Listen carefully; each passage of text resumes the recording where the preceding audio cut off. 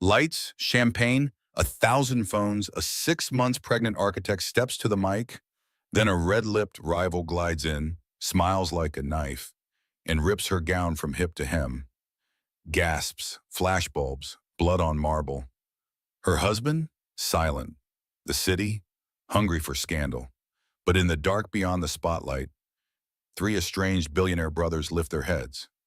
One measures the law like a blade. One speaks fluent code and vengeance. One turns compassion into a weapon. They didn't come to save a victim. They came to unmake a monster. Stay to see a reputation collapse in a boardroom, 8 million rerouted with a keystroke, and a torn dress reborn as armor. When the reckoning hits, ask yourself, what would you do if the whole room watched you break?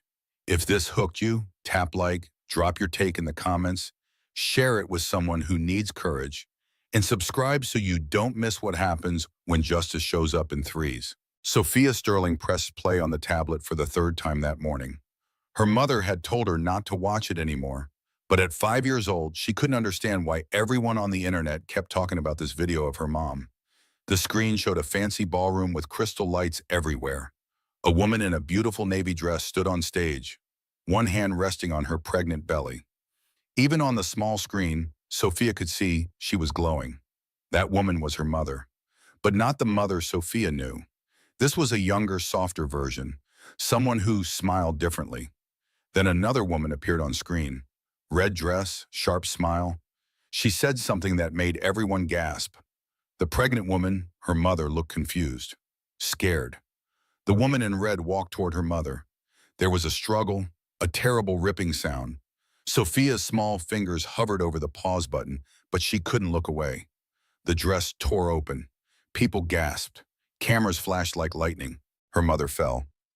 Sophia Marie Sterling, what did I tell you? Sophia jumped. Her mother stood in the doorway of her home office, arms crossed but eyes soft. At 37, Emma Sterling looked nothing like the broken woman in that video. She wore jeans and a simple white shirt, her dark hair pulled back, confidence radiating from every inch of her. Sorry, Mommy, Sophia said, quickly turning off the tablet, but I don't understand. Why was that lady so mean to you?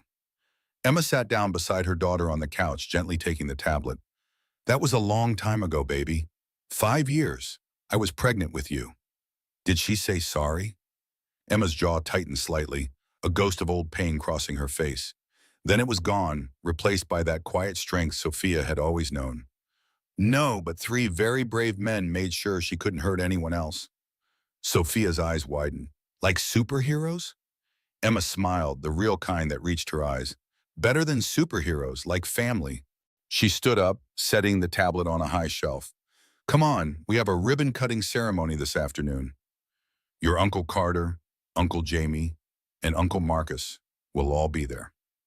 Are they really my uncles? Not by blood, Emma said, helping Sophia into her jacket. But family isn't always about blood. Sometimes it's about who shows up when everyone else is just watching. Sophia thought about this as they walked to the car. Mommy, will you tell me the whole story someday? Emma paused, her hand on the car door. She looked at her daughter, this miracle she'd almost lost 5 years ago. When you're older, I'll tell you everything. How 3 strangers became family. How your mother learned to stand up again. How we all learned what justice really means. Is it a happy story? Emma buckled Sophia into her car seat, then leaned in close. It wasn't happy in the middle, but yes, baby, it has a very happy ending. As they drove through Manhattan toward the new community center Emma had designed, Sophia looked out the window at the towering buildings. Somewhere in this city, her mother's story had begun. A story of betrayal and courage, of 3 billionaire brothers who witnessed something terrible and decided to act. But that story started 5 years ago, on a night that changed everything. The Metropolitan Ballroom glittered like something out of a fairy tale. Crystal chandeliers cast dancing light across 500 guests dressed in designer gowns and tailored tuxedos. The Westbrook Foundation's annual charity gala was the social event of the season, a night when Manhattan's elite gathered to celebrate giving back while drinking champagne that cost more than most people's monthly rent. Emma Sterling stood near the stage, one hand unconsciously resting on her 6-month baby bump. Her navy gown, which she had designed herself, flowed elegantly around her growing figure. She'd spent weeks on this dress, knowing she'd be presenting her biggest project tonight. The fabric was expensive but not extravagant, professional but beautiful. Everything she wanted to project. Successful, capable, worthy of being here. She caught her reflection in one of the massive gilded mirrors lining the walls. 32 years old, self-made architect from El Paso, Texas. First in her family to graduate college. She'd built her firm from nothing, working 80-hour weeks, sleeping in her office, living on ramen and coffee. Now her company had just won a $50 million contract to design affordable housing for single mothers across the city. She should have felt triumphant. Instead, her stomach churned with anxiety that had nothing to do with morning sickness. Across the ballroom, her husband Adrian Ashford worked the crowd with practiced charm. At 38, he looked every inch the successful tech CEO. Tall, handsome, perfectly tailored suit, that easy smile that had first drawn her in 3 years ago. He was deep in conversation with a silver-haired investor, laughing at something the man said, his hand resting casually on the shoulder of his vice president of communications. Sienna Vale, 29 years old, sharp as a knife, elegant in a red dress that probably cost more than Emma's car payment. She stood just a little too close to Adrian, laughed just a little too loud at his jokes, touched his arm just a little too often. Emma had noticed these things for months now. The late nights at the office, the texts he deleted before she could see them, the faint smell of perfume that wasn't hers, the way he'd stopped touching her belly, stopped asking about the baby, stopped looking at her at all except with something that might have been resentment. She'd told herself it was stress. His company was going through changes. He was working hard. She was being paranoid, emotional, hormonal. But deep down, she knew. She'd known for weeks, maybe months. "Excuse me." A smooth voice beside her made Emma turn. A tall, black man in an impeccably tailored suit extended his hand. "Carter Westbrook, you must be Emma Sterling. I've heard excellent things about your housing project." Emma shook his hand, surprised. Carter Westbrook was a legend in legal circles. Harvard law graduate, managing partner at one of Manhattan's most powerful firms. She'd never expected him to know who she was. "Thank you, Mr. Westbrook. I'm honored that your foundation is featuring my work tonight. Call me Carter, and the honor is ours. What you're building, affordable housing that doesn't sacrifice beauty or dignity, that's real change." His dark eyes were intelligent, assessing, not in a predatory way, but with the focused attention of someone who missed nothing. "Though I have to ask, your husband's company recently retained my firm. How's Adrian handling becoming a father?" Something in his tone made Emma pause. It wasn't casual small talk. There was a precision to the question, like a lawyer testing testimony. "He's busy," she said carefully. "Lot of pressure at work." Carter nodded slowly, his expression unreadable. Before he could respond, another voice cut through the air. "Carter, there you are. I've been looking everywhere." A younger man appeared, disheveled in an expensive way, his bow tie already loosened despite the early hour. He had the manic energy of someone who'd had too much coffee or not enough sleep. "I need to leave. This is torture. Everyone here wants to talk about their portfolios." "Jamie," Carter said with the patience of someone who'd had this conversation many times, "you promised Marcus you'd stay for the whole event. It's his foundation.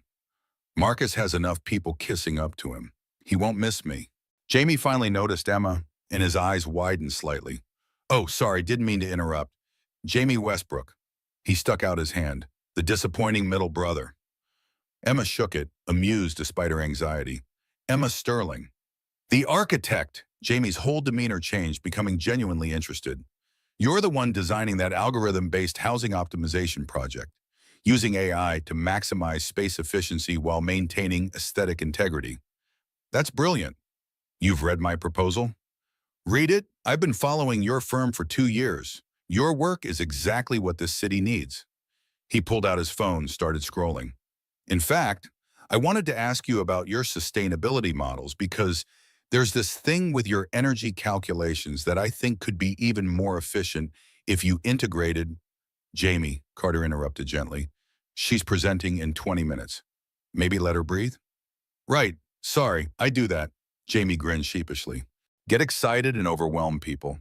My brothers say it's my most annoying quality. One of many, said a third voice, warm with affection. A biracial man in his mid-30s approached, carrying 3 champagne flutes. Emma Sterling, I presume? Marcus Westbrook. Thank you so much for being part of tonight. Your work represents everything we're trying to accomplish with this foundation. He handed her a glass. Sparkling cider. I noticed you weren't drinking. Thank you, Emma said, touched by the thoughtfulness. Here were 3 of the most powerful men in New York, and they were treating her like an equal, like someone who mattered. When was the last time Adrian had made her feel that way? Gentlemen, the voice was cold silk. Emma turned to find her husband beside her, his smile not reaching his eyes. I see you've met my wife. The temperature dropped 10 degrees. Adrian. Carter's tone was professionally neutral, but Emma noticed how his posture shifted slightly, became more guarded. We were just discussing Emma's presentation. Yes, well, she does love to talk about her little projects. Adrian's hand landed on Emma's lower back, possessive rather than affectionate.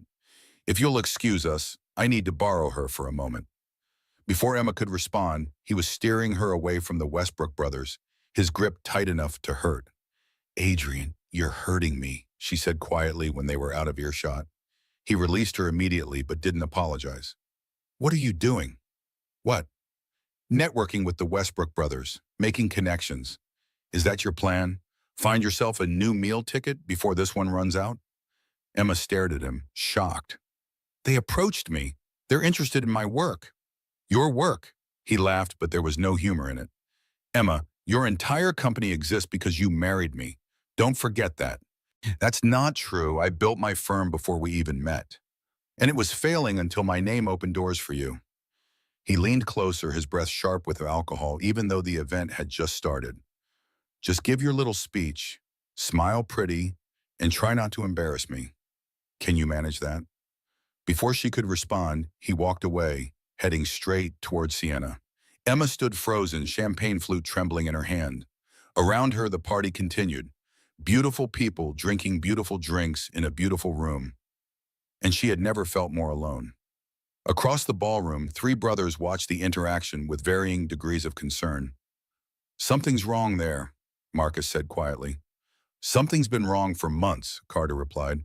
I've been seeing red flags in the Ashford Company accounts. Major ones. Jamie was already typing on his phone, pulling up data. Yeah, I've been tracking his stock. It's about to crash hard. And when it does, they all looked at Emma Sterling, standing alone in her navy gown, one hand protectively over her pregnant belly, trying very hard not to cry. None of them knew they were about to witness something that would change all of their lives forever. But in 20 minutes, when Emma took that stage, they would see exactly what kind of man Adrian Ashford really was. And they would decide, in that moment, that they couldn't just stand by and watch. The lights dimmed in the Metropolitan Ballroom, and a hush fell over the crowd. Marcus Westbrook took the stage, his voice carrying easily to every corner of the massive space.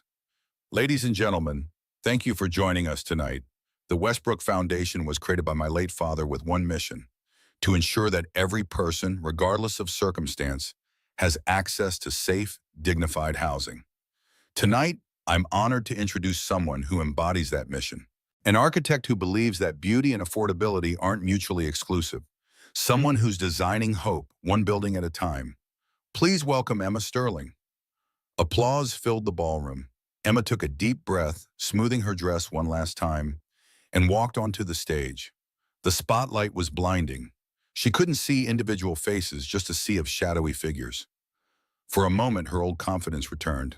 This was her element, her work, the thing she'd sacrificed everything to build. Thank you, Marcus, and thank you all for being here tonight. Her voice was steady, strong. 5 years ago, I met a single mother named Rosa. She was working 3 jobs, trying to raise 2 kids in a 1-bedroom apartment with broken heating and mold in the walls. She told me something I've never forgotten. She said, I don't need charity, I just need a chance. Emma clicked the remote, and behind her images appeared. Beautiful architectural renderings of her housing project. Clean lines, natural light, community spaces. This project isn't about handouts. It's about creating spaces where people can build lives. where children can do homework at real desks, where mothers can sleep without worrying about their kids' safety, where dignity isn't a luxury, it's a foundation. The crowd was engaged. She could feel it. People leaning forward, nodding. Because every child deserves a stable home, and every mother deserves the chance to rebuild. More applause. Emma was starting to breathe easier. Maybe this night wouldn't be a disaster after all. Then Sienna Vale stood up. Even from the stage, Emma could see the predatory smile. Sienna held her phone up, making sure everyone could see it. "That's beautiful, Emma." Sienna's voice cut through the applause like a knife through silk. "Really inspiring. But can I ask you something?" The room went very quiet. Emma felt her stomach drop. I'm sorry," Emma managed. "It's just you talk so passionately about mothers and children, about building stable homes." Sienna walked closer to the stage, her heels clicking on the marble floor. "Does Adrian know the baby isn't his?" Gasps rippled through the crowd. Emma's world tilted. "What? That's insane. Adrian, tell her. Tell them." She found her husband in the crowd. He stood perfectly still, his face expressionless. He didn't say a word. "Because I have medical records here that tell a very different story," Sienna continued, and suddenly the screen behind Emma, the one that had been showing her beautiful designs, went black and then lit up with what looked like official medical documents. DNA test results, paternity, excluded. "Those aren't real," Emma said, but her voice came out weak, shaky. "Adrian, please." Her husband turned away, actually turned his back on her as cameras flashed. In the back of the room, Jamie Westbrook was already typing furiously on his phone, pulling apart the image file, tracing its digital fingerprints. "The metadata shows it was created 3 hours ago," he muttered to his brothers. "It's completely fake." But the damage was already done. Emma looked out at 500 faces, all staring at her with varying degrees of shock, pity, or judgment.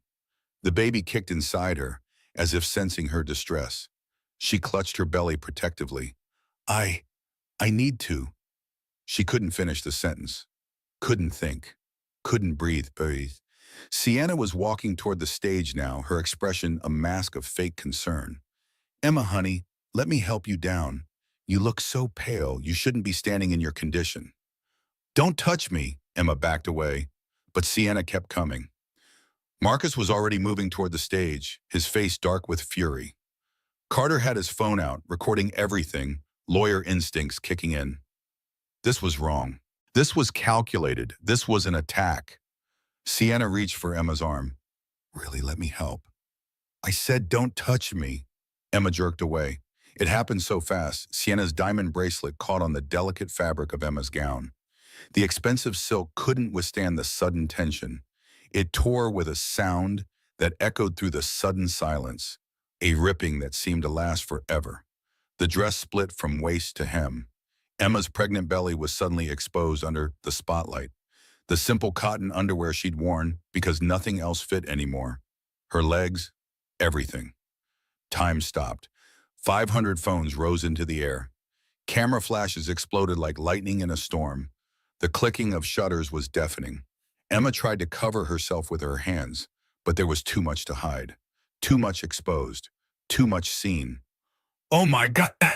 Someone gasped. "Did you get that?" Another voice hissed. "This is going to be everywhere," a third person said, already typing. Marcus reached the stage, shrugging off his tuxedo jacket. He moved to wrap it around Emma, to give her some dignity, some protection. But Emma was already stumbling backward, her hands still trying uselessly to hold the torn fabric together. The baby kicked hard, and suddenly there was a sharp pain in her abdomen. A warning. "Please," she whispered. But no one was listening. They were filming, posting, sharing, making her humiliation viral in real time. "Jesus, Emma." Adrian's voice cut through the case, cold and disgusted. "Always so dramatic." That broke her. Not the dress, not the exposure, not even the fake documents or the gasps or the cameras. His voice, his choice to stand there and do nothing while she was destroyed. Emma ran. She shoved through the crowd, people parting like she was contagious. Someone's drink splashed onto her already ruined dress. A reporter shoved a microphone in her face. She pushed it away, kept moving. The exit. She just needed to reach the exit. The marble staircase stretched out before her. Normally, she took these stairs carefully, conscious of her balance. Her center of gravity shifted by pregnancy. But now she was running, stumbling, desperate to escape. Everything was spinning. The lights, the faces, the flashes. She looked down and saw something that made her blood freeze. Red, dark red, spreading across the white marble steps. Her blood. "No," she whispered. "No, no, no, no, no, baby, please." Her knees gave out. She caught the marble railing, but her hand slipped. The world tilted. The last thing she saw before everything went black was Sienna, standing at the top of the stairs, smiling. Then strong arms caught her before she could fall further. Marcus Westbrook, his face pale with concern. "Someone call 911, Ichiayane shouted. "Now!" Carter was already on the phone, barking orders, his lawyer voice commanding immediate action. "I need an ambulance at the Metropolitan Ballroom. Pregnant woman, bleeding, lost consciousness." Jamie stood in the middle of the ballroom, his phone held high, recording everything. Not Emma. He would never exploit her suffering. But he was capturing the crowd's reaction. Adrian's cold face, Sienna's smile, every piece of evidence. "You're going to regret this," Jamie said quietly, but his voice carried. Several people turned to look at him. "All of you, you're going to regret standing here doing nothing." Security guards finally arrived, trying to clear space. Someone brought blankets to cover Emma. The crowd pressed closer, phones still recording, still capturing every moment of this woman's worst nightmare. Adrian hadn't moved. He stood frozen, watching his wife bleed on marble stairs, and his face showed nothing. No concern, no guilt, nothing. "Mr. Ashford," Carter said, approaching him with predatory calm. "Interesting reaction, or lack thereof. This is none of your business, Westbrook." "Well, actually," Carter pulled out his phone, showing the video he'd been recording, "I'm making it my business, because what just happened here wasn't an accident. It was assault, and I have it all on tape." Adrian's eyes widened slightly, the first real emotion he had shown. "You can't. That's evidence?" "Yes. Yes, it is." Carter's smile was cold. "You should call your lawyer. You're going to need one." The ambulance sirens wailed outside. Paramedics rushed in with a stretcher. They were efficient, professional, asking questions Marcus did his best to answer since he was the only one who'd actually tried to help. "How far along is she?" 6 months, I think, Marcus said. "Any medical conditions we should know about?" "I don't know. Someone find her husband." But Adrian was gone. He'd slipped out through a side exit, leaving his wife bleeding and unconscious, leaving 500 witnesses who would remember this moment for the rest of their lives. The paramedics loaded Emma onto the stretcher. Her face was white, lips bloodless. The torn navy dress was wrapped awkwardly around her, someone's jacket covering what remained of her dignity. "I'm riding with her," Marcus said, climbing into the ambulance before anyone could argue. "So am I," Jamie added. Carter looked at the crowd, at the cameras still recording, at the space where Adrian had been standing. His lawyer mind was already working, building the case, seeing the angles. "Go," he told his brothers. "I'll handle things here." As the ambulance doors closed and sirens screamed into the Manhattan night, Carter turned back to face the ballroom. People were still standing around, phones out, sharing and posting and commenting. He raised his voice, making sure everyone could hear. "I want everyone to know that what happened here tonight will be investigated, fully, legally, and anyone who posts video or photos of Mrs. Sterling's assault will be hearing from my law firm." "It's not assault," someone called out. "It was an accident." Carter smiled, and it was not a pleasant smile. "Was it? Because from where I'm standing, it looked premeditated. It looked calculated. It looked like exactly what it was, a public attack on a pregnant woman designed to humiliate and harm." He held up his phone, showing the video he'd recorded. "I have evidence, multiple angles, timestamps, and I'm going to make sure everyone sees the truth." He turned to leave, then paused. "Oh, and Sienna?" He looked directly at the woman in the red dress, who'd been trying to slip away unnoticed. "Don't go far. You and I are going to have a very long conversation. With federal agents present." As Carter walked out into the night, following the ambulance to the hospital, he pulled out his phone and made a call.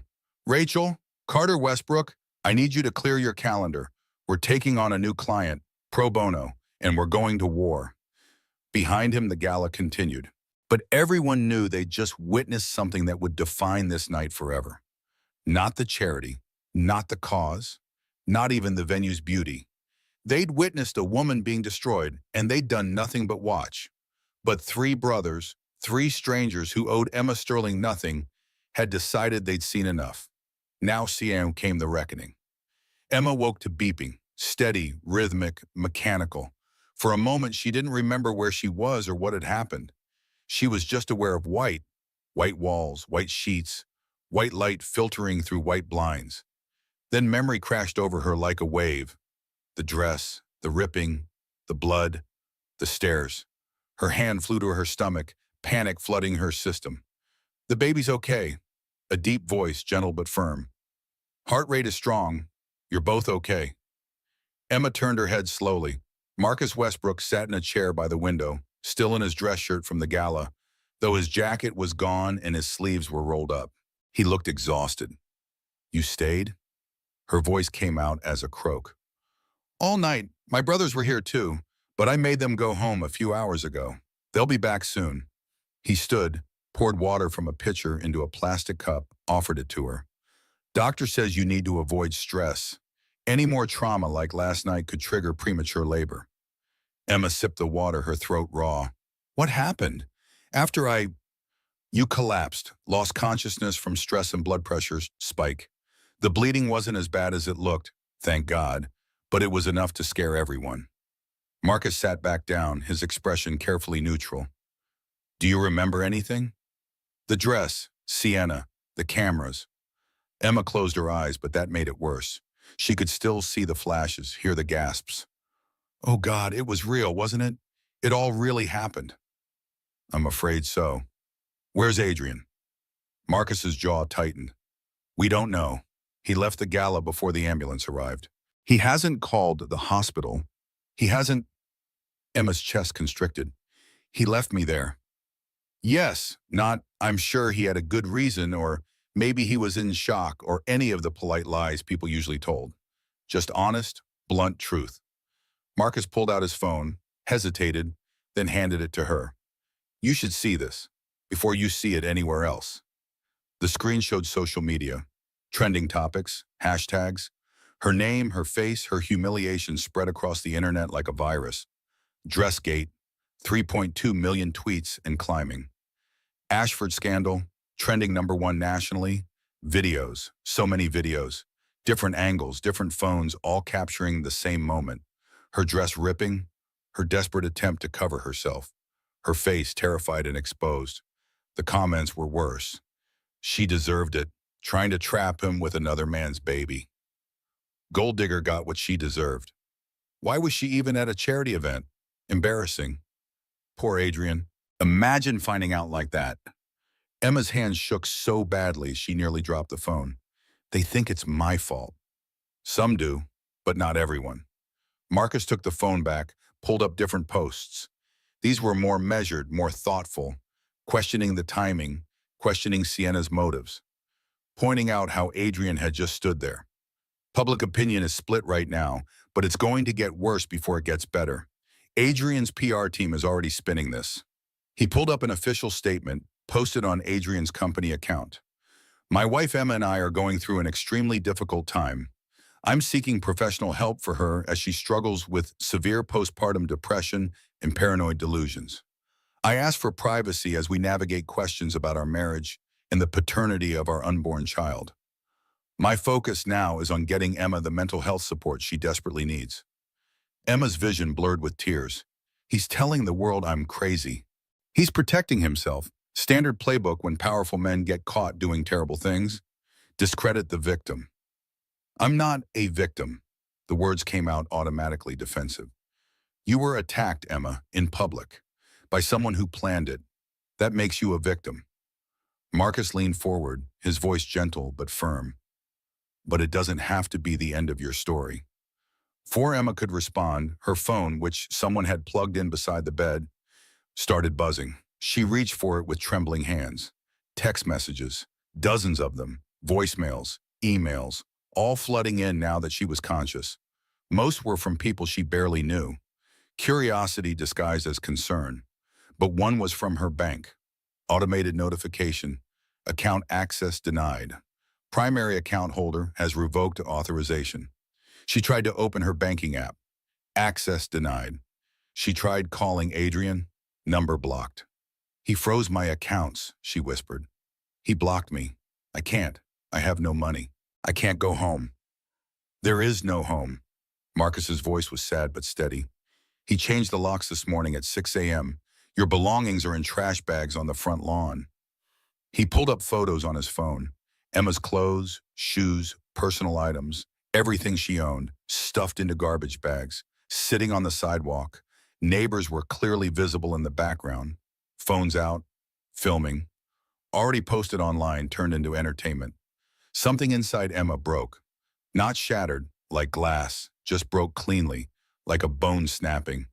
A fundamental, structural failure. I have nothing, she said. The words felt distant, like someone else was speaking them. No money, no home, no husband, nothing. You have options, Marcus started. What options? Emma laughed, but it came out harsh and broken. I'm 6 months pregnant. My reputation is destroyed. My husband made me look like a liar and a cheat and on national television. What options do I possibly have? The door opened. Carter and Jamie Westbrook entered, both carrying coffee and looking like they hadn't slept either. She's awake, Jamie said, something like relief crossing his face. Good. We need to talk. Carter was more direct. He pulled a leather chair to the bedside, sat down, and opened his briefcase. Mrs. Sterling, I'm going to be blunt because we don't have time for anything else. Your husband is committing fraud on a massive scale. His company is bankrupt. He's embezzled $62 million from his own investors to cover gambling debts. Emma stared at him. That's impossible. Adrian's company is worth hundreds of millions. On paper. In reality, it's been insolvent for 6 months. Carter pulled out documents, financial records, forensic accounting reports. He's been hiding it through shell companies and fake invoices, but it's about to collapse. And when it does, anyone associated with him will be destroyed. Why are you telling me this? Because you're his exit strategy. Jamie sat on the edge of the hospital bed, pulled out his own laptop. Look, 3 years ago, right after his company had that Me Too scandal, he married you. Minority woman entrepreneur, self-made, respectable, great PR. Made him look progressive, trustworthy. 2 weeks ago, Carter continued, producing another document, he tried to get you to sign a post-nuptial agreement. Do you remember? Emma's mind raced back. The morning of the gala. Adrian pressing papers at her while she was getting dressed. Rushing, distracted. He said it was updated insurance for the baby. It was a post-nup that would give him everything in a divorce and absolve him of any financial responsibility for the child. Carter's voice was gentle but relentless. Emma, you were his insurance policy. When his fraud was discovered, he planned to divorce you, blame you for the financial problems, take half your company's assets and disappear. My company? Emma felt like she was drowning. I built that before I even met him. And it's worth $50 million now, thanks to your city contract. He married you to access that. Last night wasn't spontaneous. It was calculated. He needed to publicly discredit you before you could expose him or make claims on his assets. Jamie turned his laptop screen toward her. I traced those fake DNA documents Sienna showed, created 3 hours before the gala on a computer registered to Ashford Innovations. The IP address, the metadata, everything points back to them. This was planned. Imal couldn't breathe. Her entire marriage, 3 years, the pregnancy, all of it had been a lie, a con. She'd been a mark. Why? Her voice broke. Why are you telling me this? Why do you care? The three brothers exchanged glances. Because what happened last night was wrong, Marcus said simply. Because your husband stole my AI algorithm 5 years ago, Jamie added. Built his whole company on my code. This is personal for me. And because, Carter said quietly, I'm tired of men like Adrian Ashford getting away with destroying people's lives. Someone has to make them pay. Emma looked between the three of them. Three billionaires, three strangers, three of the most powerful men in New York, offering to help someone they barely knew. What do you want from me? The truth, Carter said. Everything you remember. Conversations, transactions, anything unusual. You have a photographic memory for blueprints. That means you probably remember more than you realize. And in exchange, we destroy him, Jamie said bluntly. Legally, financially, publicly. Everything he did to you, we make sure the world knows. We make sure he pays. Emma's hand went to her belly. The baby kicked, strong and insistent. A reminder that she wasn't just making decisions for herself anymore. I don't want revenge, she said slowly. I just want my life back. Those are the same thing, Carter replied. Emma looked at Marcus, the one who'd stayed all night, the one who'd covered her with his jacket, the one who'd caught her when she fell. Why did you really help me? Last night you didn't know any of this. You could have just called 911 and walked away. Marcus met her eyes. Because my foundation's mission is to give people dignity. And watching someone lose theirs while everyone just filmed? He shook his head. I couldn't do nothing. Emma made her decision. Okay, but I have conditions. Her voice was stronger now. I'm not a victim you're rescuing. I'm a partner. Whatever we do, I'm part of it. I make the decisions about my life. Agreed? Carter smiled. Agreed. And if we're doing this, we do it right. Legal, documented, everything by the book. I won't become what he is. That's the only way I work, Carter assured her. One more thing. Emma looked at all three of them. Why are you really doing this? All three of you? There's something you're not telling me. Another exchange of glances. Finally, Marcus spoke. Our father wasn't a perfect man. He built an empire, but he made mistakes, hurt people, and we didn't stop him when we should have. We're trying to be better than he was, which means when we see something wrong, we act.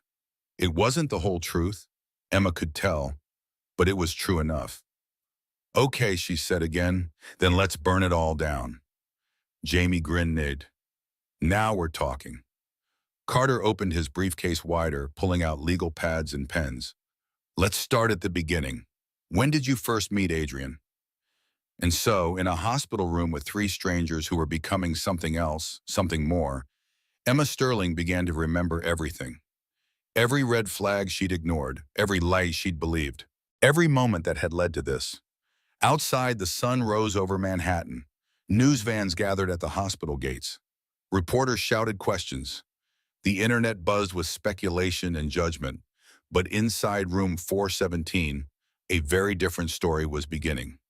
Not one of rescue or salvation, but one of reckoning. The Tribeca apartment was beautiful in that soulless corporate way. Hardwood floors, floor-to-ceiling windows, modern furniture that looked expensive, but uncomfortable. Carter called it a corporate rental, but Emma knew it probably cost more per month than her entire firm's rent. It had been 3 days since the gala. 3 days of hiding, recovering, trying to process. 3 days of watching herself be dissected online. Her life turned into entertainment. Her pain into content. She stood at the window now, one hand on her belly, watching the city below. Somewhere out there, Adrian was living his life, probably with Sienna, probably planning his next move. While Emma had nothing but the clothes Marcus had bought her because everything she owned was either in trash bags or posted online as a joke. You need to eat. Jamie appeared beside her, holding a plate. Sandwich, fruit, granola bar. Doctor said you and the baby need consistent nutrition. I'm not hungry. Eat anyway. He set the plate on the table. Carter will be here in an hour with more documents. We need you sharp. Emma turned to face him. Jamie Westbrook was maybe the strangest of the three brothers. Brilliant but chaotic, jumping from topic to topic, unable to sit still for more than 5 minutes. He'd been living on her couch for 2 days, his laptop constantly open, fingers flying across keys, muttering about algorithms and shell companies and digital forensics. Why are you really helping me? She asked. The real reason. Jamie looked at her for a long moment, then sat down, his usual manic energy dimming. 5 years ago, I developed an AI learning algorithm. Revolutionary stuff. Could process architectural data, optimize building designs, predict structural issues before they happened. Adrian and I were friends back then. I showed it to him, asked his advice on patents. He laughed bitterly. 6 months later, his company launched a product using my exact code. My algorithm. He'd stolen it, claimed he developed it internally, and made hundreds of millions. Did you sue? Tried to. He had better lawyers.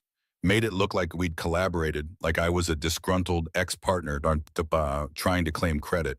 Destroyed my reputation in Silicon Valley.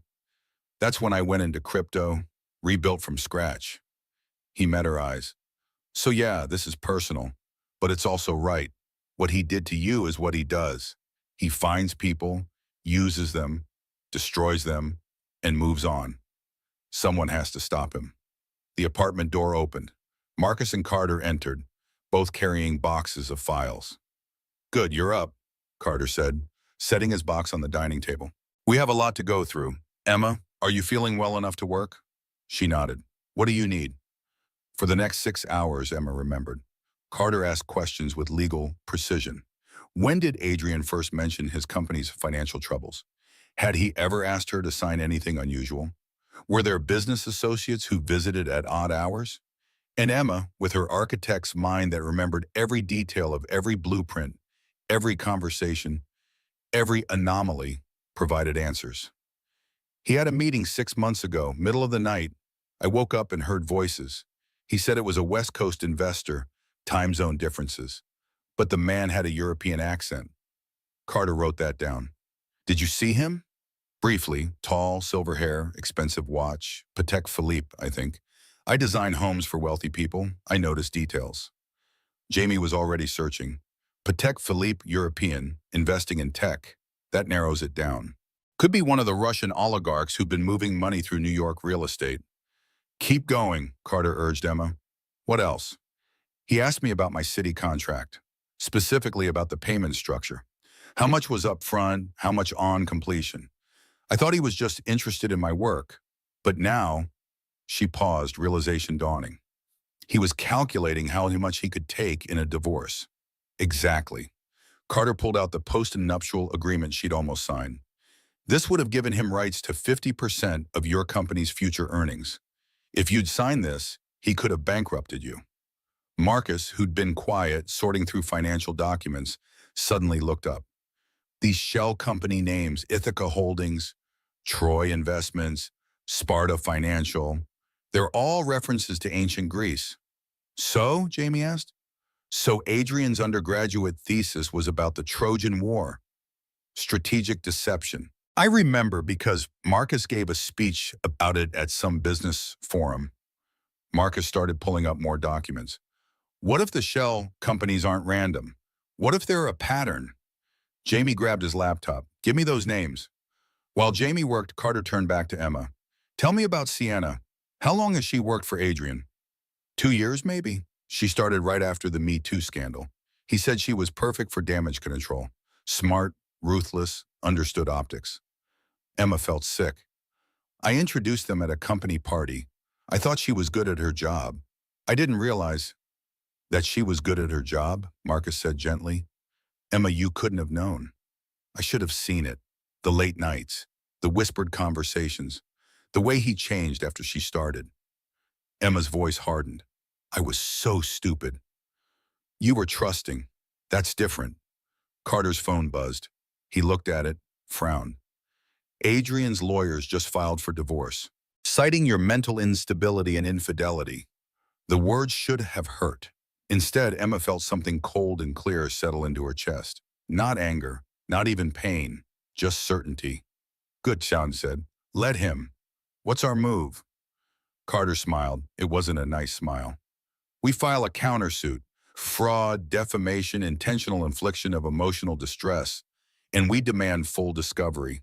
He'll have to turn over every document, every email, every transaction. He'll fight it, Marcus warned. Of course he will, but fighting means delays. And while he's fighting, his company is bleeding money. The board will start asking questions. Investors will panic. The whole house of cards will collapse. Carter pulled out another document. Jamie, what did you find? Got him. Jamie spun his laptop around. The shell companies aren't just Greek references. They're chronological. They follow the timeline of the Trojan War, which means there's probably a final company, something called Wooden Horse or Troy's End or something clever. He typed furiously. And got it. Endgame Holdings, registered in the Cayman Islands 3 months ago. 1.2 billion in assets transferred in the last 60 days. That's his escape plan, Carter said. He's moving money offshore. When the company collapses, he disappears with over $1 billion. Not if we freeze the accounts first, Marcus said. My foundation has relationships with Cayman regulators. If we can prove fraud, we need more than shell companies, Carter interrupted. We need direct evidence of embezzlement, emails, transactions, something that proves Adrian personally moved money illegally. Emma closed her eyes, thinking. Details. There were always details. His computer password, she said suddenly. He thought I didn't know, but I saw him type it once. I remember it because it seemed odd, not random. A phrase. What phrase? Jamie already had his fingers on the keys. Ithaca I-974. Jamie's eyes widened. That's not just a password. That's the publication year of a famous paper on strategic deception in business. He's literally telling us what he's doing. He started typing faster. If I can get into his cloud storage, and I'm not saying I can do that legally, but hypothetically, don't tell me how you do it, Carter said quickly. Plausible deniability. What we need is a warrant, Marcus pointed out. Legal discovery, something that will hold up in court. Working on it. Carter was already on his phone. Judge Martinez owes me a favor. If we can present enough preliminary evidence, she might grant an emergency order, especially given the embezzlement risk in the offshore accounts. While they worked, Emma sat down at the table, finally eating the sandwich Jamie had brought. Her mind was working differently now, not as a victim, as an architect. She understood structures. You didn't demolish a building by attacking the facade. You found the load-bearing walls and took those out. Everything else collapsed on its own. Adrian's load-bearing walls were his reputation and his money. Take those out, and he'd fall. I want to make a statement, she said suddenly. Everyone looked at her. Not to the media, she clarified. Not yet, but to Adrian directly. I want him to know I'm not going quietly. Carter considered this. That could be strategic. Let him know we're serious. Make him panic. Panic if people make mistakes. Or it could make him more dangerous, Marcus warned. He's already dangerous, Emma said. He destroyed me in front of 500 people. What more can he do? The question hung in the air. They didn't know yet how much worse it could get. Emma's phone buzzed, unknown number. She looked at the others, who nodded. She answered on speaker. Hello? Emma, Adrian's voice smooth as ever. I heard you were staying in a Westbrook property. How cozy. What do you want, Adrian? To offer you a deal. Drop the countersuit. Sign the divorce papers. Admit the baby isn't mine. Do that and I'll give you $50,000 and a clean exit. You can rebuild your life. Emma looked at the three brothers. Carter shook his head slightly, his lawyer face on. But this was her decision. No, she said. No? Adrian sounded genuinely surprised. Emma, be reasonable. You have nothing. No money, no home, no reputation. I'm offering you a way out. I said no. Then you'll force me to destroy you completely. The world already thinks you're unstable, unfaithful. I can make it so much worse. I can make sure no one ever hires you again. No client will trust a woman who faked paternity for money. Emma's voice was steady, cold. Funny. Because I can prove the DNA test you showed was fake. I can prove you embezzled $62 million. I can prove you have been moving assets to offshore accounts. So please, Adrian, make this worse. Give me a reason to show everyone who you really are. Silence on the other end. Then, you're bluffing. Try me. You'll regret this, Emma. I promise you that. I already regret marrying you. Nothing you do can make that worse. She hung up. For a moment, no one spoke. Then Jamie started laughing. Oh, he is going to lose his mind. He's going to make mistakes, Carter agreed. Good. Angry people don't think clearly. Marcus looked worried. He's also going to escalate. We need to be careful. But Emma felt something she hadn't felt in days. Not quite hope, not quite strength, but something close. The first stirring of fight. Let him escalate, she said. We're ready. Outside the apartment in a car parked across the street, a photographer with a long lens captured Emma standing at the window, the Westbrook brothers around her, all of them looking at documents. The photo would be online in an hour. The headlines would write themselves, Pregnant Wife Plots, Revenge with Billionaire Brothers. Sterling and the Westbrooks, Conspiracy or Justice? The war was just beginning. 2 weeks later, the boardroom of Ashford Innovations smelled like leather, coffee, and barely suppressed panic. 12 board members sat around the massive mahogany table, most of them checking their phones anxiously. The company's stock had dropped 17% in the past week.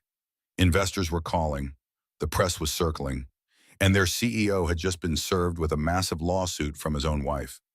Adrian sat at the head of the table looking perfectly calm despite everything.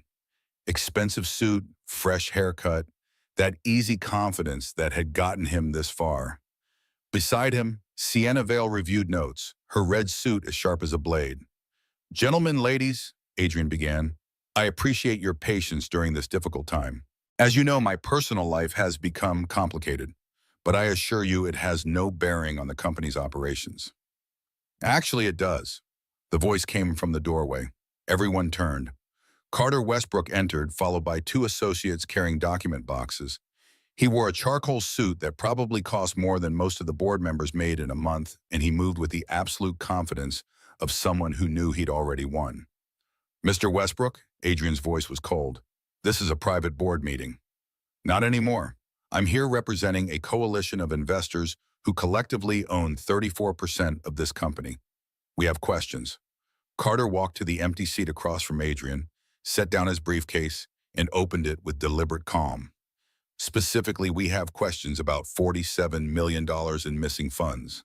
The room went very quiet. That's proprietary information, Sienna said quickly. You have no right to. I have discovery rights from the Sterling versus Ashford lawsuit, which interestingly led me to examine your company's financial records more closely. Carter pulled out a thick folder. Forensic accounting reports. Would you like me to read them aloud? Or should we skip to the part where I explain how you've been creating fake invoices for 2 years? Adrian's jaw tightened, but his voice stayed level. This is inappropriate. The board has not authorized. The board is about to. Carter turned to the other members. Unless you'd like to be held personally liable when the SEC investigates. Because they will investigate. I made sure of that this morning. One of the board members, an older woman with steel gray hair, leaned forward. Mr. Westbrook, these are serious allegations. Do you have proof? I do. Carter nodded to his associates who began distributing copies of the forensic report. Shell companies with cute Greek mythology names. Ithaca Holdings, Troy Investments, Sparta Financial. All controlled by Mr. Ashford. All used to siphon company funds into offshore accounts. This is a witch hunt, Adrian said. But there was an edge in his voice now. My wife is vindictive. She's using her new billionaire friends to attack me. Your wife, Carter said coldly, is 6 months pregnant and has been living in a borrowed apartment because you froze her accounts and threw her belongings on the street. Let's not pretend you're the victim here. The baby isn't mine, Adrian shot back. Shaliti, it is. We had a real DNA test done from Emma's prenatal screening. The results are in the lawsuit file. Would you like me to present them now in front of the board, or would you prefer to wait until we're in court? Adrian's face went white. Carter pressed his advantage. The DNA results you presented at the gala were fabricated, created 3 hours before the event on a computer registered to this company, which means someone here, he looked around the table deliberately, helped you commit fraud. All eyes turned to Sienna. She raised her chin defiantly. You can't prove that. Actually, I can. IP address, metadata, digital fingerprints. My brother Jamie is very good at finding these things. Carter pulled out another document. But that's not the most interesting part. The most interesting part is where the money went. He produced a printout, bank transaction records, pages and pages of them. Over the past 18 months, Mr. Ashford has transferred $62 million in company funds to offshore accounts. He's been covering it by inflating research and development costs, creating fake vendor contracts, and cooking the books. This is slander, Adrian said, standing up. I will not sit here and be accused. Sit down, Mr. Ashford. The steel-haired board member's voice was sharp. Let him finish. Adrian sat, fury radiating from him. Carter continued calmly. The company is currently insolvent, has been for 6 months. The only thing keeping it afloat is a combination of investor confidence and fraudulent accounting, which means everyone in this room is sitting on a house of cards that's about to collapse. Why are you telling us this? Another board member asked. If you're representing investors, this destroys your clients' holdings. Because my clients would rather lose money honestly than be part of fraud. And because, Carter's voice hardened, I'm tired of watching powerful men destroy people's lives and walk away clean. He turned to Adrian. You attacked your pregnant wife in public. You humiliated her, terrorized her, and tried to steal her company's assets, all while embezzling millions from your own investors. And you thought you'd get away with it. Adrian lunged across the table, trying to reach Carter. Security guards moved immediately, restraining him. You have no idea what you've done, Adrian shouted. I'll destroy you. I'll destroy all of you. You already destroyed yourself. Carter stayed perfectly calm. I just showed everyone the receipts. He turned to the board. Bietok, federal marshals are waiting outside. The SEC was notified this morning. I suggest you cooperate fully with the investigation. Those of you who were unaware of the fraud might avoid charges. Those who knew, he looked meaningfully at Sienna, should lawyer up immediately. The boardroom doors opened. Federal agents entered, badges visible. Adrian Ashford, the lead agent said, you're under arrest for wire fraud, embezzlement, and securities fraud. You have the right to remain silent. As they handcuffed him, Adrian's eyes found Carter's. This isn't over. Actually, Carter said quietly, it really is. They led Adrian away. His expensive suit, his perfect hair, his manufactured confidence, none of it could protect him now. Board members sat in stunned silence, several already on phones with their own lawyers. Sienna stood, tried to walk out. Carter's voice stopped her. Miss Vale, don't go far. The FBI has questions about your role in the fraudulent NA results, and the embezzlement, and the assault at the Gala. She turned, her composure cracking. I didn't assault anyone. It was an accident. Was it? Because the video shows you deliberately grabbing Emma Sterling's dress. The metadata on the fake documents shows you created them, and the offshore account transfers show your electronic signature. Carter smiled, and it wasn't pleasant. You thought you were cleverer than you are. You're not. Sienna fled. Carter let her go. The FBI would pick her up within hours. One of the associates approached Carter. The news crews outside want a statement. Tell them we'll have one shortly, after I make a phone call. Carter stepped into a quiet corner of the building's lobby and dialed Emma's number. She answered on the first ring. Did it work? Adrian just got arrested, federal charges. Bail will be set high, but he'll probably make it. However, his company is finished. Board is in case. Stock is going to crash by market close. He heard Emma take a shaky breath. Is this real? Is it really happening? It's really happening. You're going to see him on the news, handcuffs and all, just like he deserves. Carter. Emma's voice was thick with emotion. Thank you for everything. Don't thank me yet. This is just round one. He'll fight. He'll try to spin this. But we've got him on the defensive now. We, Carter smiled. You're not in this alone anymore, Emma. Remember that.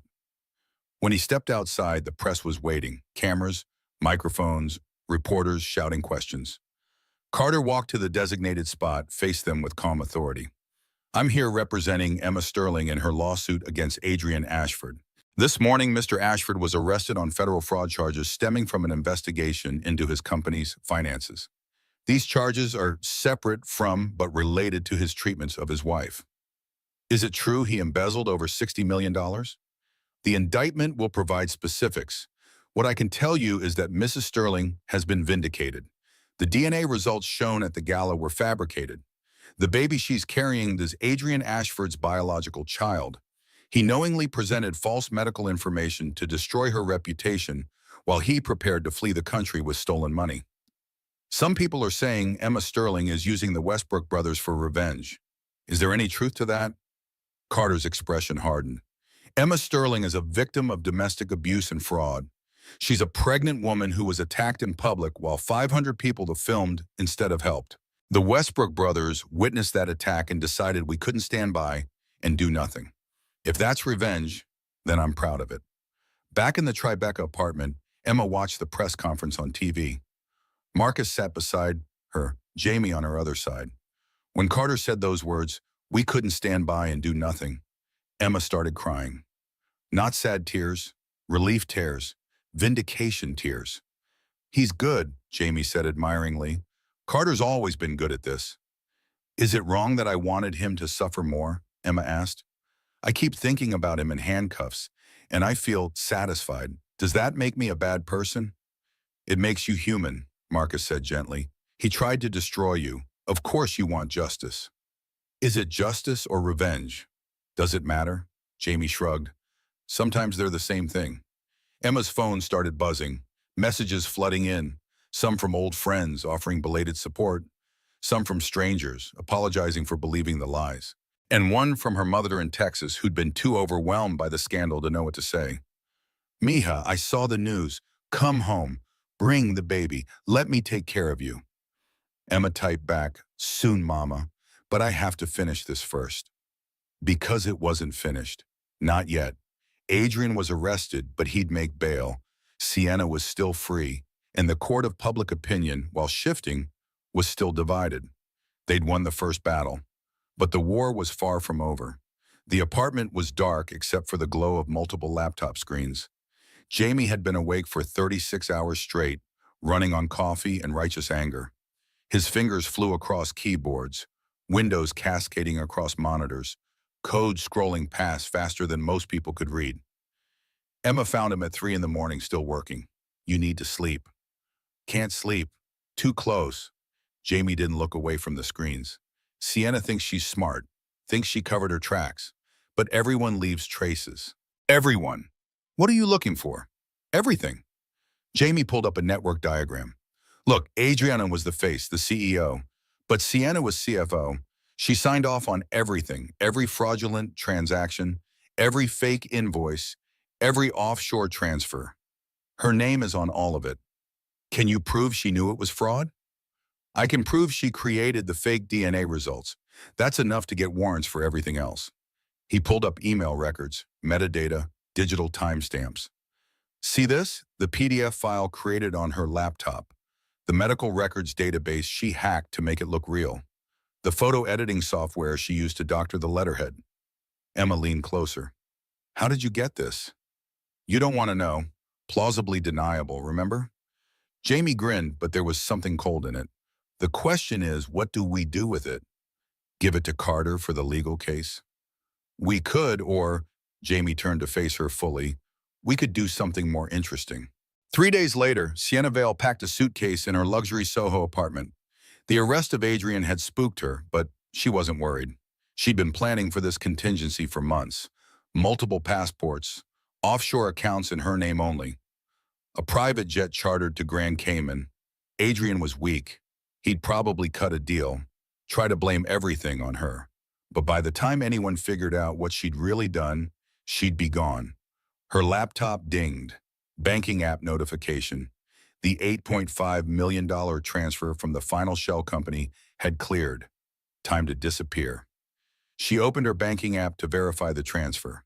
Balance, $0. Sienna's heart stopped. She refreshed. Still zero. Every account, business, personal, the offshore accounts, all empty. Her phone rang. Unknown number. "Hello?" Her voice was shaky. "Hi, Sienna. It's Jamie Westbrook. We haven't formally met, but I thought I should introduce myself before the FBI shows up." "Well, what did you do?" Sienna's voice rose to a shriek. "What did you do to my accounts?" "Technically, Nothing. I just provided evidence to federal prosecutors showing that all the money in those accounts was obtained through fraud and embezzlement. They froze everything. Standard procedure. You can't. That's my money. Actually, it's not.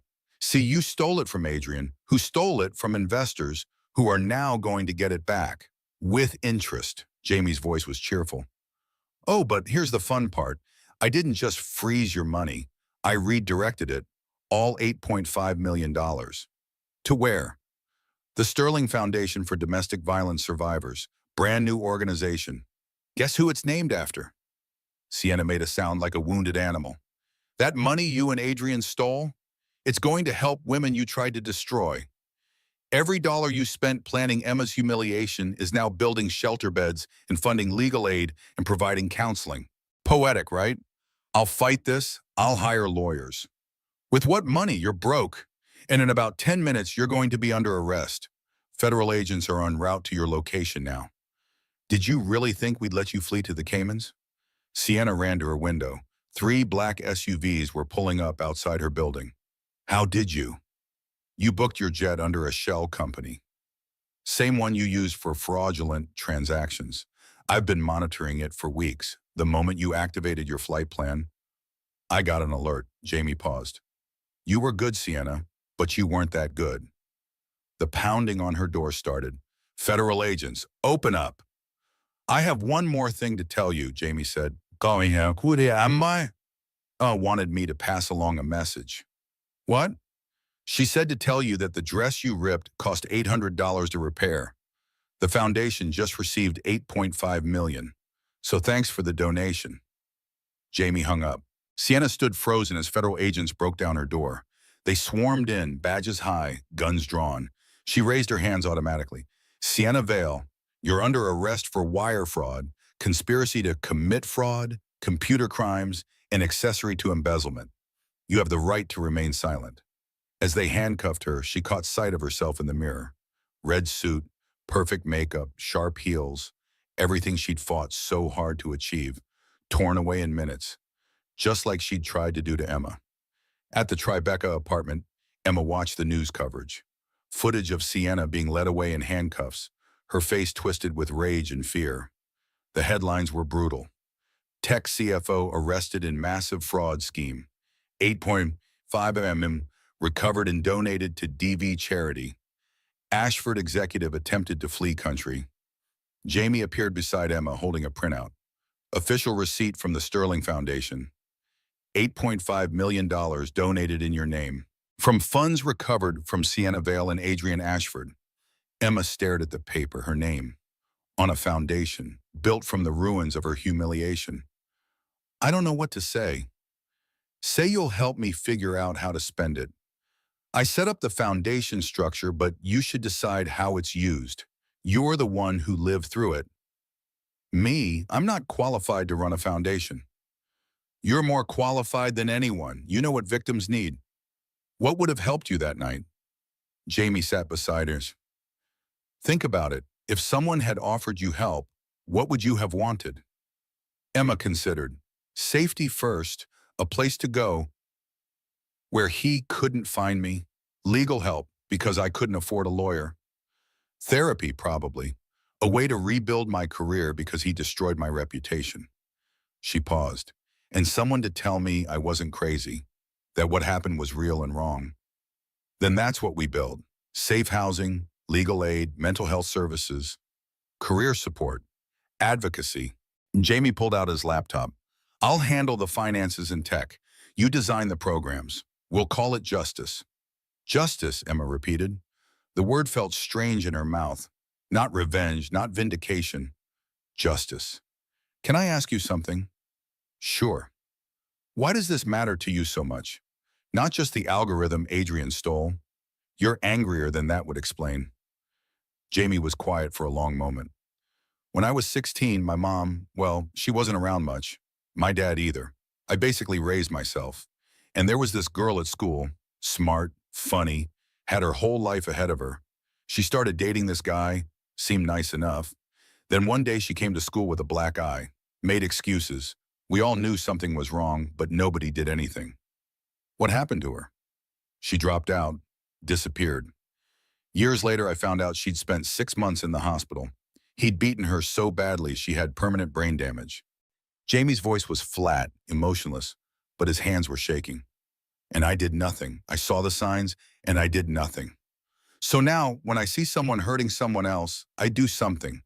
Even if it's too late for her, maybe it's not too late for someone else. Emma reached over and squeezed his hand. Thank you. Don't thank me. Thank you. You're the one who decided to fight back. Most people don't. They just disappear. But you stood up, and that gave us something to fight for. A notification popped up on Jamie's laptop. He checked it, then smiled. Oh, this is good. Adrian's trying to post bail. It's set at $5 million. Can he make it? Nope. All his accounts are frozen. His assets are seized. His house is being sold to pay back investors. He's got nothing. What happens now? He sits in jail until trial, which could take months. And during those months, every investor he screwed, every employee he lied to, every person he hurt, they're all going to come forward. By the time we're done, he won't just be broke. He'll be infamous. Emma felt that cold satisfaction again. Not quite happy, but definitely not sad. 2 down, she said. What about Sienna? She'll try to cut a deal. Testify against Adrian in exchange for a lighter sentence. Standard playbook. Jamie closed his laptop. But she won't get off easy. Federal prosecutors are pissed about the attempted flight.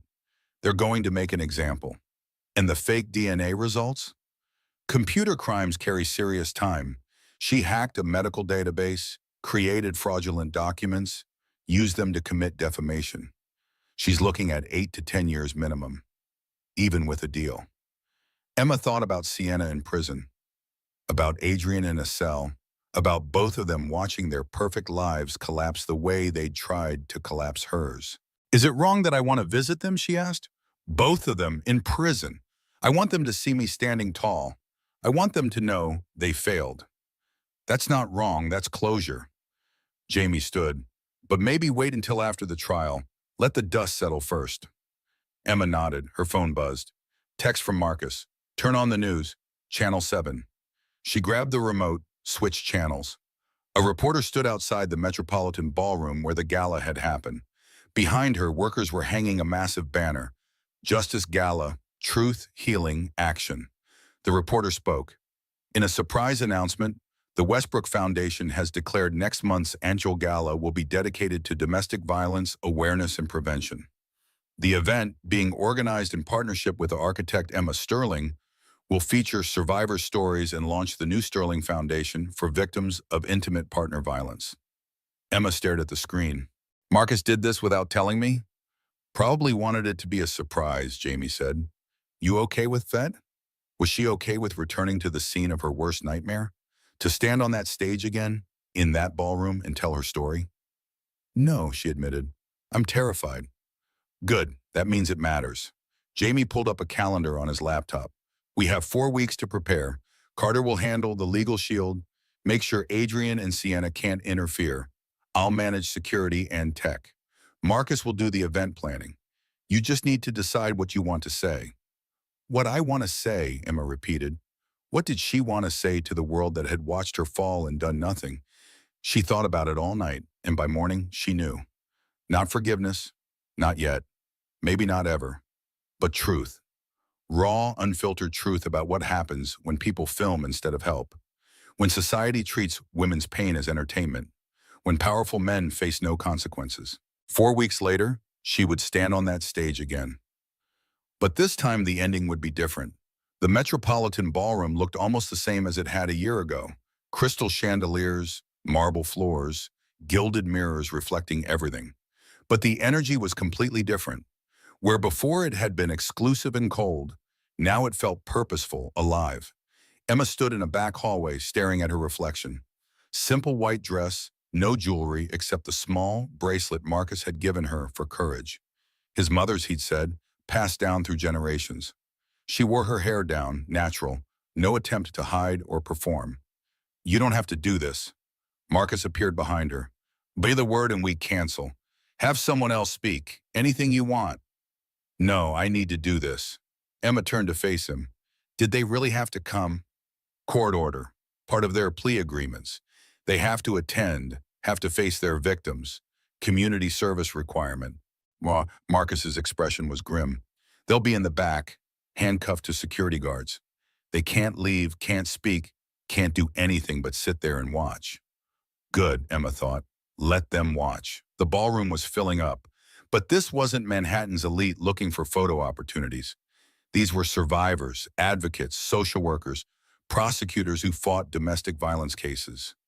Real people doing real work. Emma peeked through the curtain. There, in the very back row, sat Adrian and Sienna, both in prison, jumpsuit orange, both handcuffed, both looking diminished. Adrian stared at the floor. Sienna's face was twisted with rage. 5 minutes, Marcus said softly. Emma's hands were shaking. The baby kicked, as if sensing her anxiety. She pressed her palm to her belly. You've been hearing my heartbeat for 7 months, she whispered. Time to hear my voice, too. The lights dimmed. Marcus walked on stage first. Thank you all for coming. 1 year ago in this room, we witnessed something terrible. Many of you watched. Some of you filmed. A few of you helped. Tonight is about understanding the difference. He gestured to screens positioned around the ballroom. What you're about to see is security footage from that night. It's not easy to watch, but it's necessary, because this is what domestic violence looks like, not behind closed doors. In public, in front of hundreds of people, and most of us did nothing. The screens lit up. The footage was stark, clear, undeniable. The dress ripping, Emma's face terrified, the crowd pulling out phones, Adrian turning away, blood on marble stairs. The room was completely silent except for the sound of that ripping fabric. When the video ended, Marcus's voice was heavy with emotion. 500 witnesses, dozens of cameras, one pregnant woman attacked. And the person who helped her, he looked to the side stage, wasn't her husband, her friends, or most of the people in this room. It was someone she'd never met before. Someone who just decided that watching wasn't enough. He paused. I'm not telling you this story to make you feel guilty. I'm telling it because we all have to do better. Tonight, you'll hear from the woman at the center of that video. But more importantly, you'll hear from dozens of survivors who never got viral videos or billionaire lawyers or any help at all. They survived anyway. They rebuilt anyway. He took a breath.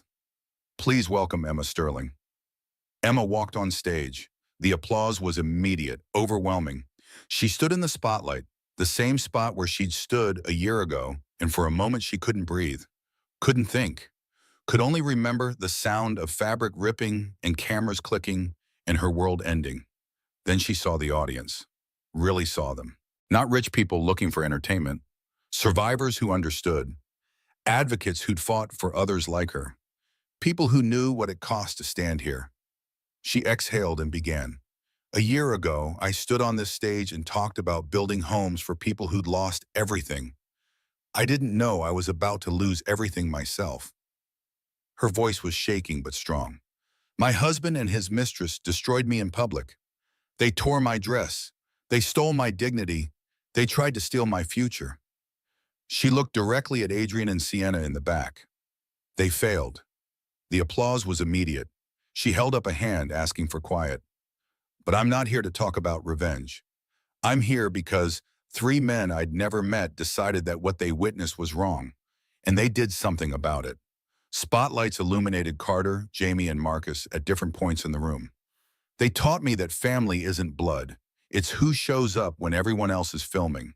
She pulled out a folded piece of fabric from behind the podium. The navy dress, professionally restored, every rip carefully mended. This dress was supposed to be my shame. Tonight, it's my armor. She held it up, the light catching the visible repair lines, the seams where it had been torn and rebuilt. Every rip, every tear, it tells a story of survival. And I'm not the only one. Lights came up throughout the ballroom. 50 women stood from their seats, all wearing white. Each one a survivor, each one with their own story of being torn apart and rebuilt. These women have been beaten, betrayed, broken, but they're here, and we're done being silent. The crowd rose to their feet, applauding. Emma saw tears on faces throughout the room. saw people reaching for each other's hands. In the back, Adrian kept his eyes down, but Sienna watched, her face twisted with something between rage and grief. To the men and women who hurt us, Emma continued, her voice strengthening, you thought destroying us would make you powerful. But we rebuilt. And now, she smiled, not bitter, not sweet, but true, we're done thinking about you at all. The applause was deafening. Emma stepped back, and one by one other survivors took the microphone. Each told their story, each stood tall. By the end, there wasn't a dry eye in the ballroom. When it was over, when the last speaker had finished and the lights came up, people didn't rush to leave. They lingered, talking, crying, hugging strangers who understood. Emma stood near the stage, accepting thanks and well wishes, when she saw Sienna being led toward the exit by her security guard. Their eyes met across the ballroom. Sienna opened her mouth as if to say something, then closed it. What could she say? What words could possibly bridge the gap between them? Emma walked over. The security guard tensed but didn't intervene. That was quite a performance, Sienna said, her voice sharp with bitterness. It wasn't a performance. It was the truth. You won. Are you happy now? I'm not happy, but I'm free. There's a difference. Sienna's mask cracked slightly. I had nothing. You had everything.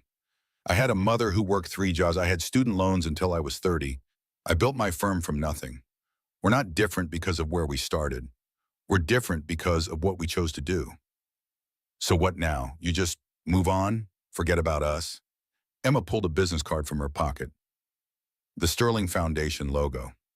When you're done with your sentence, my foundation needs intake coordinators, minimum wage, hard work, helping women like me rebuild. Sienna stared at the card. Why would you? Because I'm not you. I don't kick people when they're down. Emma held out the card. You want forgiveness? Earn it. Help someone else. Maybe in 10 years you'll be able to forgive yourself. Sienna took the card with shaking hands. The guard led her away, but she looked back once. Emma saw something in her face that might have been the first glimmer of remorse. Adrian was next. He shuffled forward, refusing to meet Emma's eyes. Emma, he started. Save it. I don't want your apology. I wouldn't believe it anyway. What I did was wrong. I know that now. You knew it then too. You just didn't care. Emma's voice was flat, emotionless. You married me to use me. You destroyed me to protect yourself. You're only sorry because you got caught. The baby, he began, is none of your concern. You gave up that right the moment you turned away while I bled on those stairs. I want to be part of. No. Emma's voice was absolute. You will pay child support, as the court ordered, but you will never be part of our lives. You don't get to be a father after you tried to destroy her mother. Adrian finally looked at her. Really looked, and what he saw made him flinch. This wasn't the soft, trusting woman he'd married. This was someone harder, colder, stronger. I did love you, he said quietly. Once in the beginning. I know, that's the saddest part. Emma turned away. Goodbye, Adrian. As the guards let him out, Carter approached. That was remarkable. Everything you said up there, the way you handled them, you're incredible. I'm exhausted, Emma admitted. Can we go? Marcus has the car waiting. They walked out together, the 3 brothers surrounding Emma protectively. Outside, photographers waited, but their questions were different now. Respectful, about the foundation, about the gala, about the women who spoke. Miss Sterling, what's next for you? I'm designing again, building something new. What about the Westbrook brothers? Are the rumors true about you and Marcus? Emma and Marcus exchanged a look. Something had been growing between them for months, slowly, carefully, built on friendship and respect. No comment, Marcus said, but he was smiling. Yet, Emma added, making everyone laugh. The photographers captured it. Emma smiling, surrounded by people who chose to be family.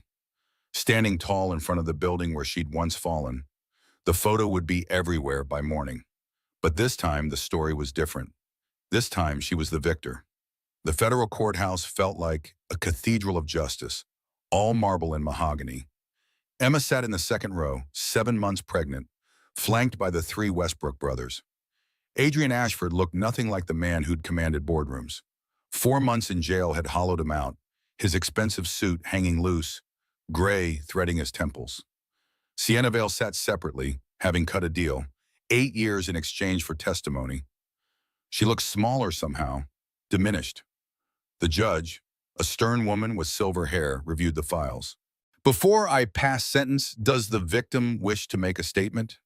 Emma stood, one hand on her belly. The baby kicked encouragement. Your Honor, I've thought about this moment for months. What I'd say to make him understand what he took from me. She looked at Adrian directly. But he knows. He just didn't care.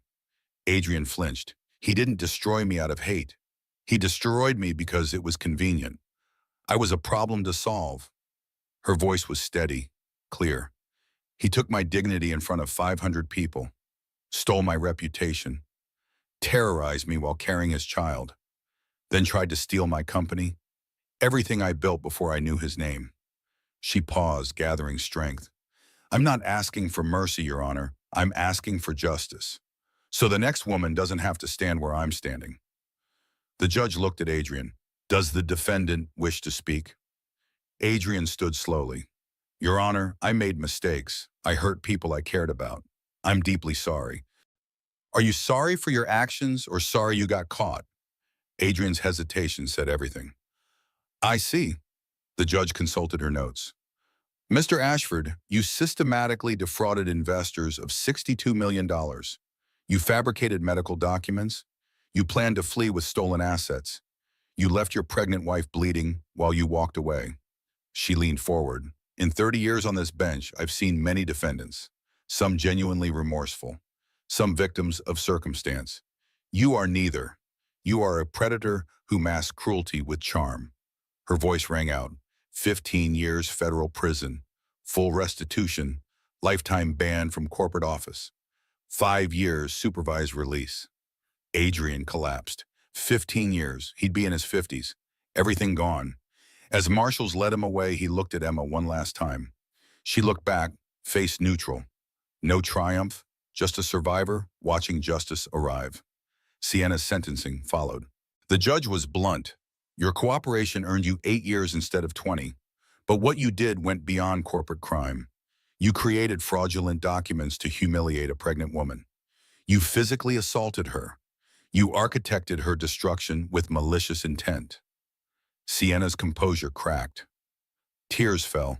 8 years federal prison, eligible for parole in 5 with good behavior. Use that time to think about the women you hurt.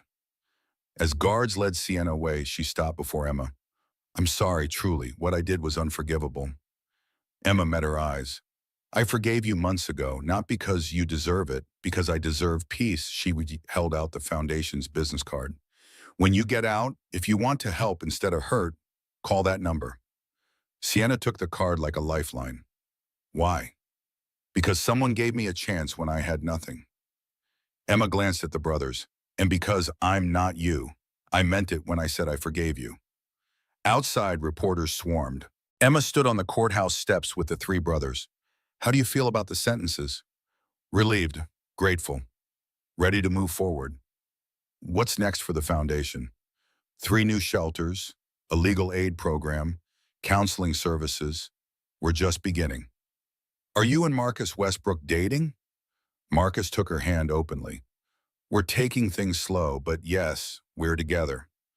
When's the baby due? 6 weeks. And no, Adrian will have no role in her life. He gave up that right. Emma smiled, hand on belly. I'm having a daughter. She'll grow up knowing that when people try to tear you down, you rebuild stronger. Cameras captured it all.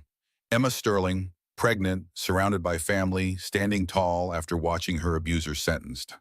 But it wasn't the ending. Not quite yet. Morning sun flooded Sterling Architecture's top floor. Emma reviewed blueprints for a new residential facility, housing, childcare, job training, legal support for pregnant women fleeing violence. Mommy, I'm hungry. Emma turned. Sophia, 5 years old with dark hair and bright eyes, sat coloring at her small desk. Let's take a lunch break. Want the park? Yes. Can we get ice cream? After real food, yes. Her assistant's voice buzzed. Miss Sterling, Sienna Vale is here. Says she has an appointment. Emma's heart stuttered. She'd expected this since Sienna's early parole, but having it happen was different. Send her to the conference room. Emma knelt to Sophia. Baby, stay with Jenny for a bit. I have a meeting. Is it the bad lady from the video? Emma froze. How do you know? Kids at school showed me. Sophia was matter of fact. You fell and got blood on your dress. Emma pulled her close. Yes, but I got up again. Remember that part? In the conference room, Sienna looked nothing like the sharp executive. Jeans, simple sweater, no makeup, younger, softer, more real. Emma, thank you for seeing me. I said I would. How's parole? Strict but fair. I work at a shelter in Queens, intake coordinator, minimum wage. It's hard listening to their stories. Sienna's voice cracked. You were right. Helping others, seeing what I enabled, it's the only way to process what I did. She pulled out a folder. I want to donate $5,000, everything I've saved. I want it to help someone I haven't hurt. Emma opened it, a check representing months of sacrifice. Why? Because I can't undo what I did, but maybe I can balance the scales. One woman helped instead of destroyed. Sienna looked at her directly. You don't have to take it, I understand. Emma studied the check, the woman, the circular path. I'll take it, but not anonymously. I want people to see that even someone who did terrible things can choose differently. Thank you. Don't thank me. Thank the women you're helping now. As Sienna left, Emma called out, keep working, keep helping. In 10 years, maybe you'll look in the mirror without hating yourself. That's real redemption. Sienna nodded, understanding. That evening, Emma and Sophia arrived at Marcus's penthouse. Carter and Jamie were there too. All three of you? Emma laughed. What is this? A celebration. Carter handed her an envelope, the foundation's annual report. Emma scanned the numbers. 300 women housed, 500 legal consultations, 75 restraining orders, 23 custody cases won. That's you, Jamie said. You turned the worst thing into something that saves lives. Marcus knelt to Sophia's level. Can I ask something important? Okay. What if I married your mom? Would that be okay? Sophia's face lit up. Would you be my daddy? I'd be honored. Yes, then we'd be a real family. Marcus looked at Emma, opened a small box. Simple diamond ring. I know it's only been a year. I know we said slow, but Emma, life is short and uncertain. Marry me. Let's build something real. You, me, Sophia, and these two idiots who won't leave us alone. Emma looked at him, at Sophia's hope, at the family that chose her. Yes, absolutely yes. After Sophia slept, Emma stood on the balcony. Marcus came behind her, arms around her waist. I keep thinking about that night. If you hadn't caught me, if none of you had been there, maybe you'd have found your way anyway. You're someone who survives, who rebuilds. We just witnessed it. There's one thing I need to do before the wedding. See Adrian, one last time. Are you sure? I need closure. Need to tell him I'm happy, that he failed. She paused. And I need him to see this ring. That's petty. I've earned a little pettiness, Marcus laughed. Then we go together. He should see what real family looks like. The next day they visited the prison. Adrian shuffled in, aged decades. He saw the ring on Emma's hand. I'm marrying Marcus Westbrook. We wanted you to know. Adrian stared. So you got your billionaire? No, I got a partner. Someone who chose me and Sophia because he loves us, not to use us. She leaned forward. That's the difference. You married me to use me. He's marrying me to build with me. You came to gloat? I came to say I'm happy, and to thank you for destroying me so completely I had to rebuild from scratch. What I built is so much better than what we had. She stood. Goodbye, Adrian. Sophia will never know you, but she'll know her uncles and her dad Marcus. Real family. That's all that matters. She hung up without waiting. Through the glass, Adrian watched them walk away. The woman he'd tried to destroy, surrounded by chosen family, walking into a future he'd never touch. It was the last time Emma saw him, and that felt exactly right. The Ashford Memorial Shelter ribbon cutting was on a perfect autumn day. Emma stood before the massive building, Marcus beside her, Sophia between them. The structure was beautiful, Every inch designed by Emma, not institutional, a real home with private rooms, communal spaces, childcare, and support services. The sign read, Ashford Memorial Shelter and Crisis Center, founded by Emma Sterling, funded by the Westbrook Foundation. A reporter called out, "You named it after your ex-husband. Why?" Emma had practiced this. Because every time someone says Ashford, they'll think of the women we're helping, not the man who will hurt them. That feels like justice. She cut the ribbon while cameras flashed. Not humiliation flashes, celebration flashes. Later, alone in the main hall, Emma pulled out her phone. The viral video thumbnail, 5 million views. She'd never asked for it to be taken down. Let it remind people what happened when they filmed instead of helped. But now searches found other things: the foundation, the shelters, women saved, the Justice Gala speech, wedding photos, a story of survival, not just destruction. "Mommy?" Sophia appeared. "Can we go home? I want to show Daddy my drawing." "Daddy," Emma smiled every time. Sophia had chosen it herself. "Let's go home, baby." That evening, after Sophia slept, the four of them sat on the penthouse balcony overlooking Manhattan. "Do you ever think about that night?" Emma asked. "Every day," Marcus admitted, "and thank God we didn't walk away." "I think how unlikely it was," Jamie mused. "Three brothers who barely talked, all positioned to help. What are the odds?" "Maybe it was supposed to happen," Carter said quietly. "You needed witnesses who'd act. We needed to remember why we do this work." "Getting philosophical?" Jamie teased. "Just grateful." Carter raised his glass. "To Emma, who taught us the best revenge is building something that outlasts the people who tried to destroy you." Emma's phone buzzed. Email from the foundation, another woman requesting help, fleeing abuse, pregnant, nowhere to go. "I need to make a call." Emma dialed. A frightened voice answered. "Is this the Sterling Foundation?" "Yes, my name is Emma. I'm here to help. Tell me what you need." As she arranged emergency housing and coordinated with staff, Emma caught her reflection in the window. Strong, confident, capable. The woman cried relief tears. "Thank you. I didn't know where else to turn." "I've been exactly where you are. I promise it gets better. You'll rebuild. We'll help you do it." When the call ended, Marcus appeared, arms around her. "Another one saved? Another one helped. She'll save herself. We just give her tools." They stood in comfortable silence. Sophia asleep down the hall, Carter and Jamie on the balcony, the foundation growing, her firm thriving. Tomorrow, Emma would wake beside the man she loved, in a home filled with real family, and build something else. Not from ruins, from joy. The viral video would always exist. Some scars stayed forever, but scars were proof you survived. Healed, grew stronger. Emma thought about all the women who'd reached out, who'd watched her video and seen themselves, who'd read her story and found courage, who'd walked into Sterling Foundation shelters and found safety.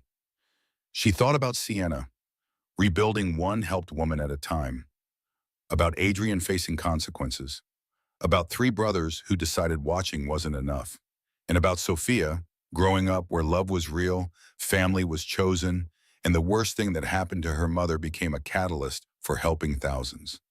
"They ripped my dress," Emma whispered, smiling. "And you built an empire," Marcus finished. "Fair trade?"